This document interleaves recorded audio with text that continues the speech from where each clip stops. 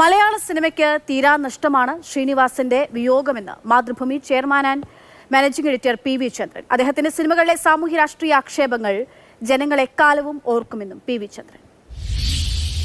മലയാള സിനിമയ്ക്ക് തീരാ നഷ്ടമാണ് ശ്രീനിവാസന്റെ വിയോഗം സൃഷ്ടിച്ചിരിക്കുന്നത്. ശ്രീനിവാസൻ സിനിമയിൽ നടത്തിയ രാഷ്ട്രീയ വിമർശനങ്ങൾ എക്കാലത്തും ജനങ്ങൾ ഓർക്കും.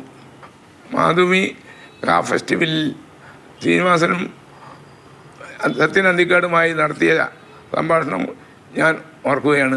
ഞങ്ങളുടെ ലക്ഷ്മി പ്രൊഡക്ഷൻസ് നിർമ്മിച്ച യെസ് യുവർ ഓണറും എന്നും നന്മകളും എന്ന 2 സിനിമയിലും അദ്ദേഹം അഭിനയം ചെയ്യുന്നു. ആ സമയത്തെല്ലാം ഞങ്ങളുടെ വീട്ടിൽ അദ്ദേഹം വരുന്നുണ്ടായിരുന്നു. സത്യൻ അന്തിക്കാടും അദ്ദേഹവും കൂടി ഒരുമിച്ചാണ് വരാറ് പലപ്പോഴും. ആ സമയത്തൊക്കെ വളരെ നേരം അദ്ദേഹവുമായി സംസാരിച്ചിരിക്കാൻ എനിക്ക് അവസരം ഉണ്ടായിട്ടുണ്ട്.